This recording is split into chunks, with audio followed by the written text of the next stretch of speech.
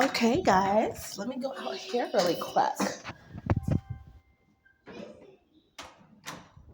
So, first, okay, I'm just gonna go really quick. I have my camera on in the house, so um, wanted to show this is a video.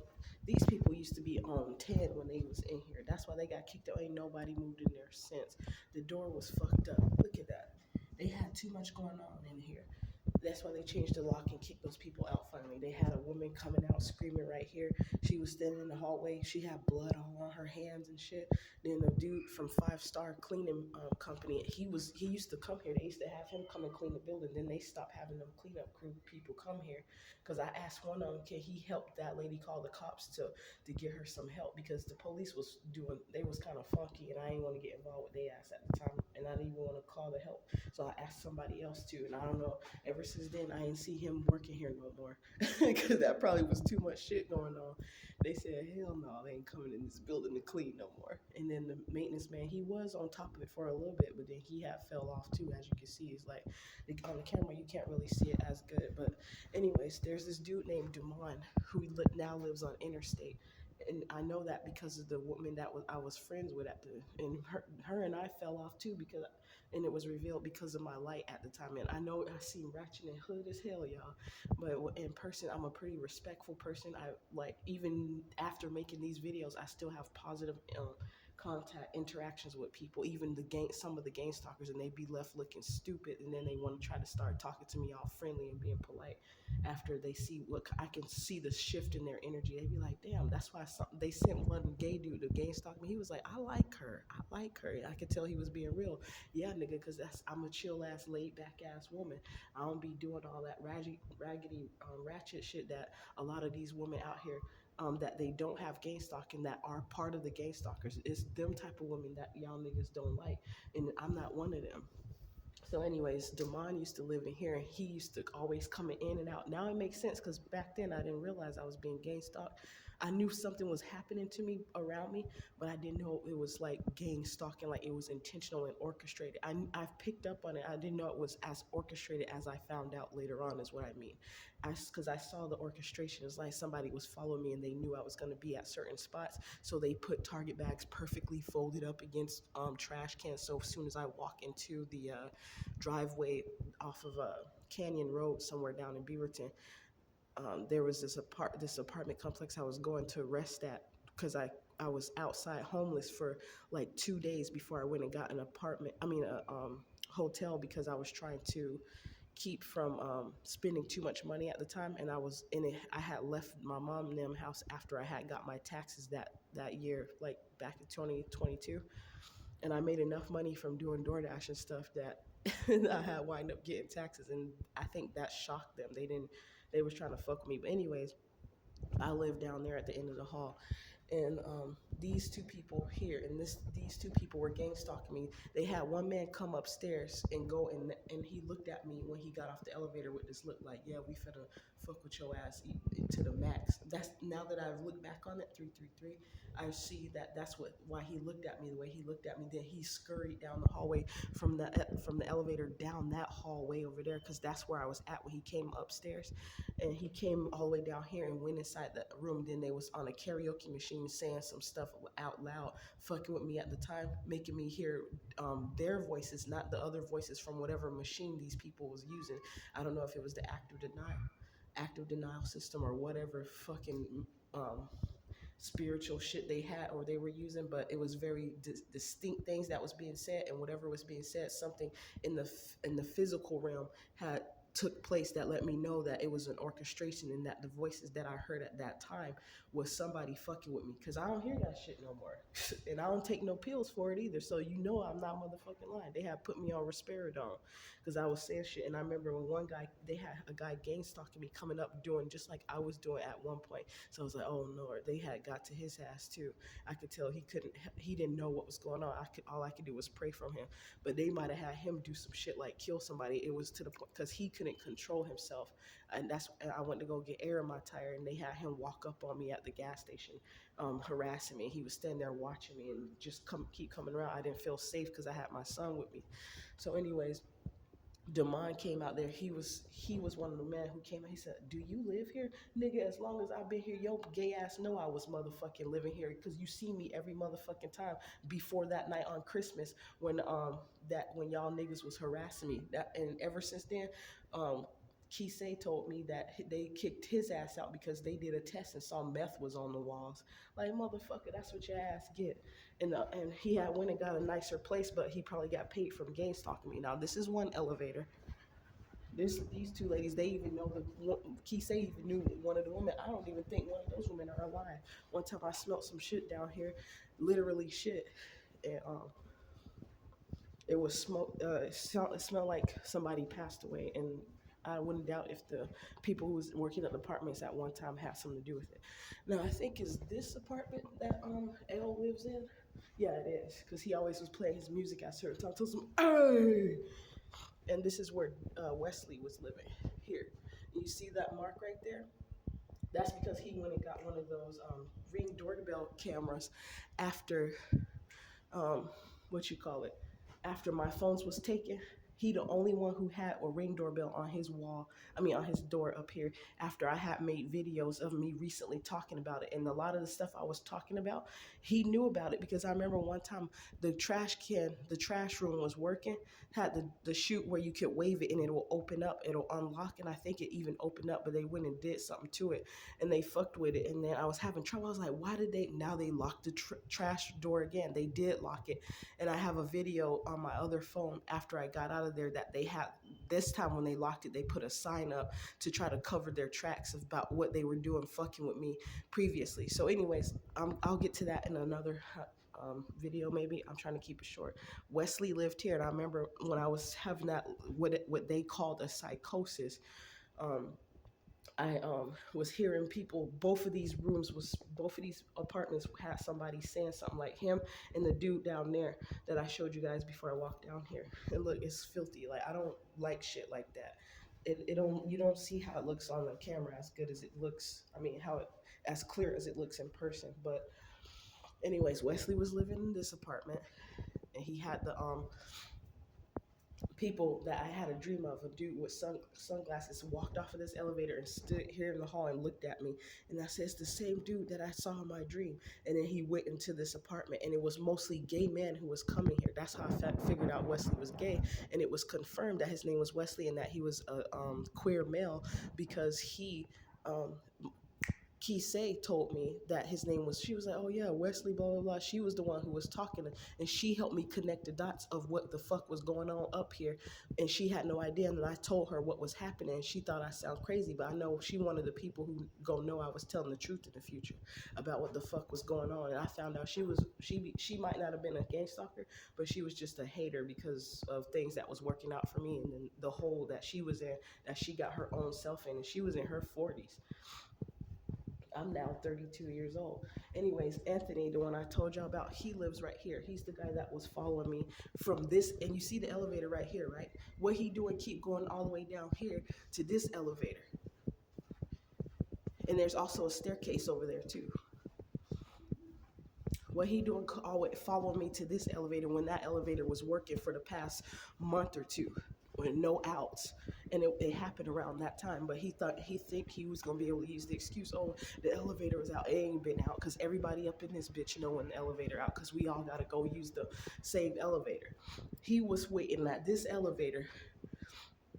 So when I got off the elevator, he was at that elevator. He waited and followed me and walked all the way down the hall and came to he was like, oh, I was just gonna take the stairs because I had drew my knife out on him. I was like, why that nigga was standing there at the elevator? Then when I get off, he followed me all the way down here. Now, nigga, you finna be looking stupid, Anthony. And that other day when they was gang stalking me, when I showed how they had the teenage man holding the Ross bag, they had, as soon as I got to the house in the front door, he came walking around the corner out of the blue all of a sudden. And he came upstairs with me in the elevator. He chose not to get on the elevator with the other dude that was going up the elevator. He waited while I checked my mail and pretend he went to go check his mail too, and then came and wait at the same elevator. And usually some people in here, when they don't want to go in the elevator with you, they go to the other elevator. But he did that on purpose. I can feel it. I know what he did that for. So anyways, back to Wesley. Wesley came down here one time And that day that he said, they call me Wesley.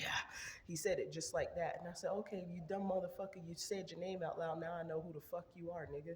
And then it was confirmed because Kisei, which was the lesbian friend of mine who dresses like a man, um, she told me there about all these niggas up in here, and I was right. One time I had seen them walking out, and they were all talking about me when they walked out. One time when I was looking good and I was in shape, and I was riding my bike and carrying the baby carrier with me, and my son was in it, and I was push. I heard somebody. It sounded like I heard Kisei voice, and I said, "Well, I don't fuck with them niggas anyway."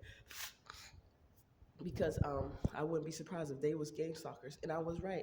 But later on, I thought I was tripping. So after I got out of the psychiatric hospital, I had went and looked for her, and I started talking to her again because I thought maybe I could have been tripping, but a lot of the stuff, like the people I talked to, they all in gang stalkers. When I was being cool with their ass, they accidentally released some information to my ass that helped me put it together. That who was all involved and knew some shit about what was going on, and who knew somebody who knew some shit was going on, and the people that were gang stalkers.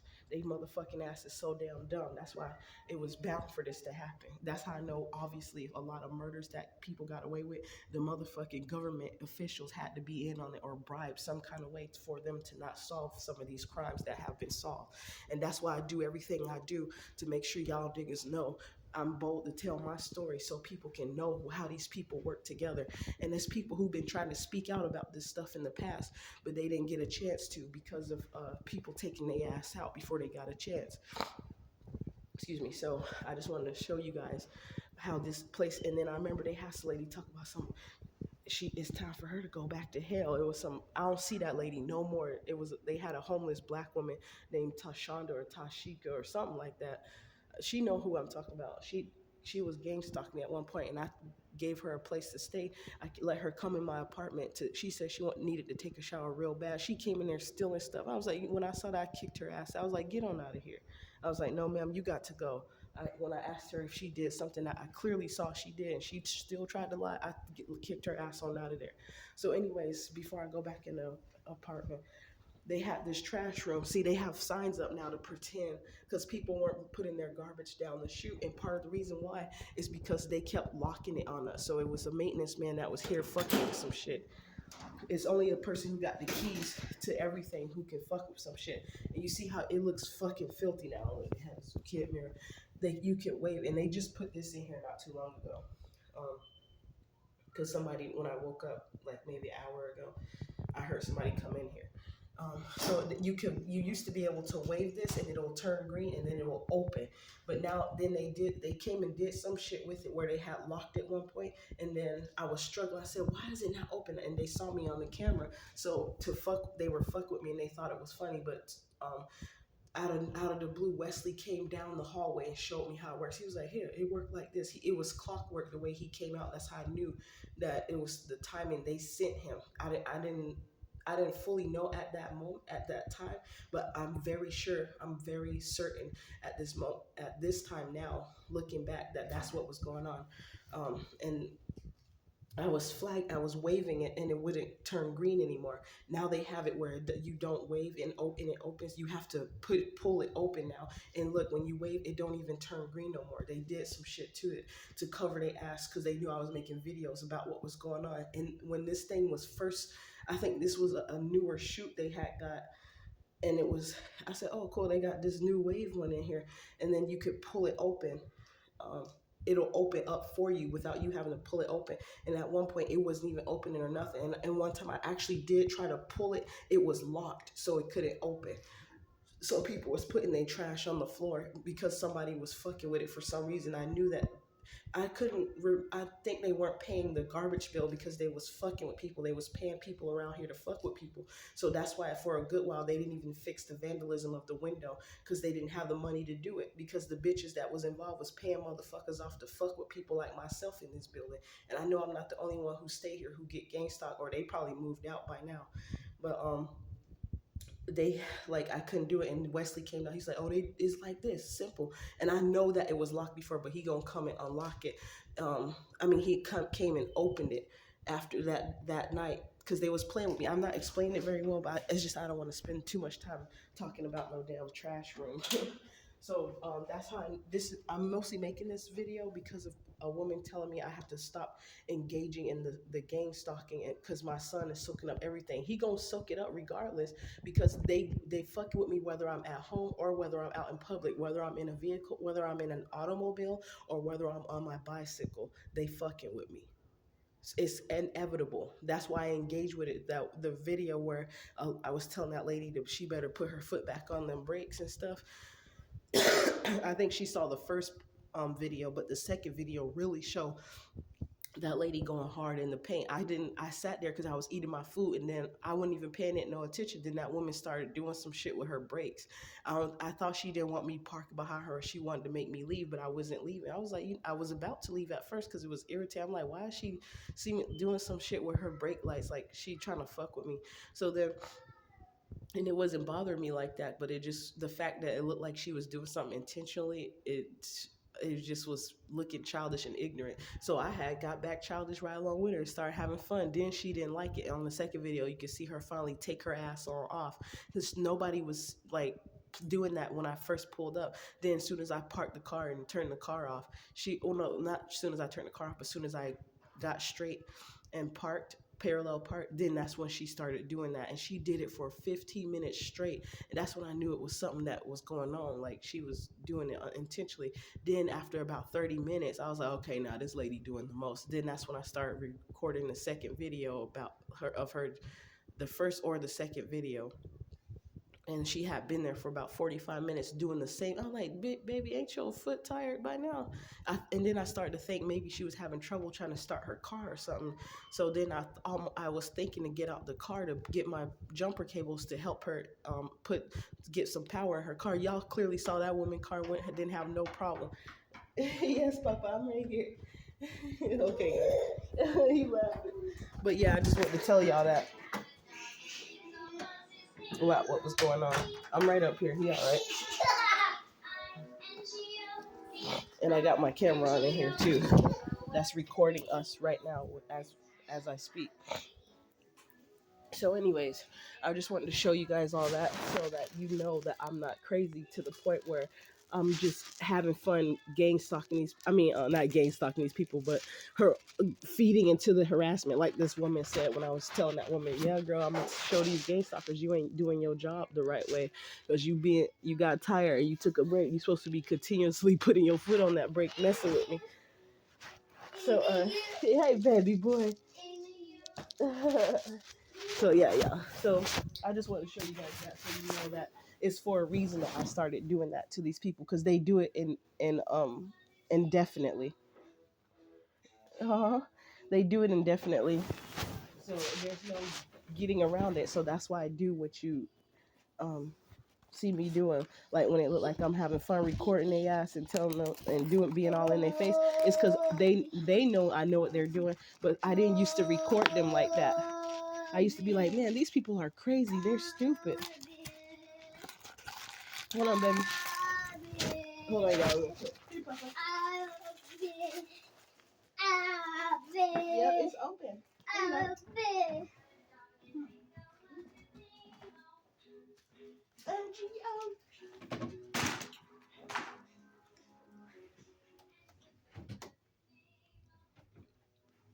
Okay. I'm eating a Swedish fish gummy. I like them. And sometimes Twizzlers. Okay, so just one. But yeah, so when you guys see me doing that stuff, like recording them, it's not because I'm being toxic and messing with them. They were messing with me, so I'm recording them all up in their face of the stuff that they're doing and putting it on the internet, because I'm tired. They were doing worse things back then. Like, oh yeah, that's the part I wanted to talk about. How somebody set it up for me to get called on, for the police to come and arrest me and send me to the psychiatric hospital instead of sending me to, because there was no crime for them to send me to jail. So they randomly sent me to the psychiatric hospital and said, okay, so what we're going to do, we're going to send you to the psychiatric hospital. We're going to send you to Unity or something, they said. So I was like, why am I? They just did that to take my son from me. I could tell it was a setup, man. Do you know how bad I wanted to do something to them police officers? That's why they don't give me no paperwork with their names or and shit like that. And then they didn't tell me who to. I asked my lawyer, Don Andrews, who the woman was. They were protecting that hoe. They said, "Oh, that's not important. Don't worry about that because what you need to do now is get your your mental health back together." And I was like, "Okay, fine." That's why I just patiently went through the whole course of everything they wanted me to do for about 6 months. All of a sudden, my schedule changed. I had to get up to be somewhere at by 8 o'clock, and it took damn near an hour to get to Beaverton from where I am, to get to the Portland. It's faster on the bus, but the process, like I had to get used to that shit. I was a night owl, and plus these people were driving me nuts. So I had to get up early in the morning just to be somewhere by 8:30, so I can be on time by 9 o'clock. By taking the Max train, so I had to be up out of here just to take the Max by 6 something. Otherwise, I'll have that 15-minute wait to go there. See, they fucked with me. They took a lot of my time. That's why I record this shit. So anyway, what I want to say is DHS put my kid with the same people I had made a domestic violence report on, which was my dad, my family name. They gonna place my son with them when it's in their report at DHS. I had the problem I had with the family. Now, how happened after I made that report later on that same year in 2022 on Christmas? That's when the police was called, and earlier that day I heard that they wanted to make a sacrifice on Christmas, on Jesus' birthday. And I know that sounds crazy, but I'm just telling y'all about the shit I heard. I was like, oh hell no, these people really fucking with me for real now. Because and then after when I saw the stuff that was happening at the same time around that situation, that's when I knew I was being fucked with on a large scale. It wasn't just no small little petty small group of people that's some regular everyday average Joe Schmo motherfuckers. It was government officials that was in on this shit. So and then it started making sense because of something that happened back in 2016 when the when the government at the immigration office was going to get found out for being bribed as part of an organized crime that was happening. When I realized the crime was an organized crime, as organized as it was, and then they was trying to take me out and set me up to lose my identity and stuff. I had exposed it to, and I remember one of the men I wrote a letter to was Michael Hickman, at the immigration office to set myself free. I had found a law. I forgot what it was. I used to have the paperwork. I think I might still have it in there anyway. That's how I remember the name. In that situation that happened. And he never said shit back to me because that's why they didn't want to respond to me, because they know even them responding to the shit was gonna be admitting to some stuff, and them that's why they never took me to prison for and I saw the anyways. That's why that shit instead of them doing it the legal way, which would have got their ass found out too. That's why they didn't prosecute me or anything, because I already told the truth about what the fuck was going on, which was a illegal marriage because of the what a dude asked me to do to help out his friend, because and he said he will pay me for it, but they fucked up in the beginning in the first place anyways. So what happened was, instead of them getting me in trouble and taking me to prison, they dropped the case and then just went cold silent on everything. But then they wanted to set it up for me to get my son taken away from me some after, like years later when I have a kid. They mad because everything they did to fuck with me didn't work, tried to kill me, tried to set me up so I can, and then want to make stuff happen to me to make me go and kill my own self, but I was too strong for that.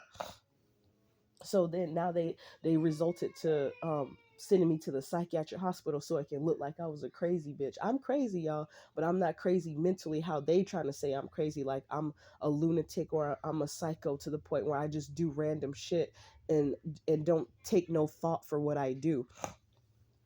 And so this is why I'm explaining this to you and expressing what happened, and like why I'm saying why I'm certain that the shit is the harassment I've been experiencing for the last, it's been happening for 7 years at least, but the last 3 years have been the worst of it, because at least because I've been aware of what's been going on. And you know who I think for opening my eyes, making me aware of gang stalking to the a level, the degree that I'm aware of it, Miss Spiritual Advisor. That's why they got her on the black FBI watch list too. And I was like, damn, they must be watching her because she know too much shit. Then next thing you know, I ran a test on myself, background check on myself. I found out my name was on that shit. I was like, oh hell no, I ain't even doing no terrorist stuff. And then that's why I started speaking out about what happened, because after I found that shit out, and then some things was getting revealed to me spiritually that are actually true now. I know it's true now because I never released any information about what I knew spiritually that was revealed to me until after they start fucking with me on the level they started fucking with me at. So that's why I'm out here. So, Ms. Lady, I love you. I mean, I appreciate you caring about my son, telling me I need to take a break and stop engaging with this the gang stalking. But honey, at this level, you have no idea. There's no stopping engaging. How about, can you ask them to stop, to leave me alone, please, honey? Can you send a letter, since they might not be gang stalking you? Can you please tell them to leave me alone and stop following me and stop orchestrating stuff so I can get in trouble when I'm out in traffic, and stop trying to send people to cause accidents and hit my car? I didn't avoided 3 accidents yesterday, and that was by the grace of God right there. I had started saying thank you, Yeshua, and pray, like thanking my angels and my good ancestors, because the accident, the one dude gonna sit there and honk the horn, but he kept going straight, trying to make it look like it was an accident. I had my all of a sudden my arm jerked over quickly and moved the steering wheel over, and it avoided the accident. I said, I know that was God. Baby, please.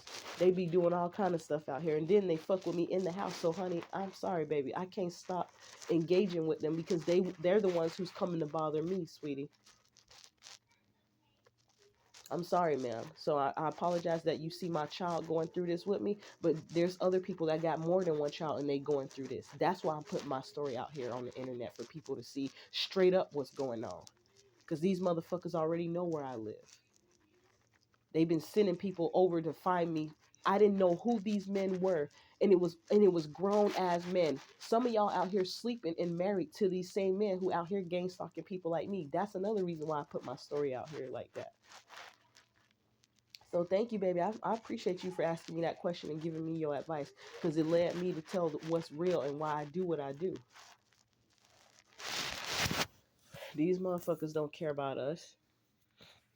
That's why they put my son with my family, who I told them that was doing certain things, and I feel like they wanted somebody that was connected to them wanted to get some get back. So they wanted to, and that's another thing I want to talk about. The get back came from that was coming from that, I know, because when I was out there walking in the streets, when I didn't have nowhere to go, and my son was out there with me, and it was cold, might I add, and I'm making sure he bundled up in his blankets, and I'm out there, I just got a jacket on, and I'm sitting down on the ground, and I'm walking around other places. I'm walking for hours and hours and hours just to keep myself woke. At nighttime, random ass, grown ass, sloppy looking bum man walking past me. They all gang stalking me. One random white lady, Caucasian American European woman, followed me from another street that I saw her on. She got out the car. Somebody dropped her ass off with an empty Target bag, and she followed me all the way across the bridge that lead to the Pepper Tree Inn Hotel with the Target bag. And she don't even live there. She wasn't staying there. So I just said all that to show how, if anything, if they cared about my son that bad, and they want, and the people who was watching me, why didn't they call CPS back then? Why they waited till after we got a place to stay and started to come and fuck with me in the house, and then had made it harass me, where it did drive me crazy because all the shit that was going on around here. And then when I tried to get outside to get away from it, that's when they called the police, to have some random bitch that walked to my face, and now I call the cops on you to get you in more trouble than you can get out of, looking like a shape-shifting demon. Stank ass hoe. It was God who got me through that. Because back then I was praying, I was doing praise and worship, and I know about people like Queen Empress, Shavi Zane, and all these other people saying stuff about Jesus and stuff. But I ain't gonna lie, me praying to God and doing praise and worship, that's what cultivated my peace at the time, so I can get through as much of what happened at the time that happened. That's why when I came back from the psychiatric hospital, the apartment looked clean, and it was a spiritual thing. them people, they got evicted. I knew God had made a way where there was seemingly no way. When I walked back through this motherfucker and I saw that it looked clean again, and it was a spiritual clean. All them people that was harassing me on the seventh floor, they got evicted or they moved out, and they got paid because I know one Wesley was flaunting his money. He was showing that he had got designer bags and stuff. Like, bitch ass nigga, why the fuck you ain't get a card in, ho? You got your curly hair hanging down, and I thought he was a good looking man, but I could tell he was gay because how he did his eyebrows, and I said, oh, he one of them gay ass niggas, the one that hate on women, real women. And don't be mad at me because of what some other holding did to your ass. That's not me, nigga. So you need to go to the psychiatric hospital and you need to go to group therapy your damn self. Because the shit y'all niggas did, all y'all ass was gay ass niggas who did that to me. Who was gang stalking. Y'all love to fuck with a black woman. Your black asshole, your black bitch ass niggas came from out of a black woman. But I'm not the black woman who did the shit to your ass and disrespected you. So don't come over here. That's why y'all motherfuckers is under judgment now. That's why all of y'all niggas daddies died. Y'all making fun of me about me crying over my mom and grandma passing away. Now somebody y'all cared about died too. And then y'all act you didn't act like you lost your damn minds. You're depressed. You're doing shit you don't usually do. What did that money serve you? And my baby dad, he lost everything. He worse off than what I was back when he was laughing and gloating at me when I told him what I was going through. I later found out on my own that he was part of that shit, and then it was confirmed twice by a general read that I was listening to, a bunch of different general reads. His name even came up in the shit, and then a personal read I had a couple times with two different women saying the same shit about he has something to do with it. Anthony Tyree. And I know he did because everything that he wished for me is happening to him. And he lost everything. This nigga had a Challenger. He was riding through town. People thought he was the shit. He had money in his bank account. He was balling, baby. That nigga poor it ain't even a joke how poor he is. You'll think that was a fucking setup that he lying and playing. Y'all be like, no, he ain't no bum. No, he ain't. Yes, he is. He up here begging me for $5 now. And he told me he didn't want to hear it when I was telling him about that shit that I was going through. Now when he asked me for money, I tell him I don't want to hear it.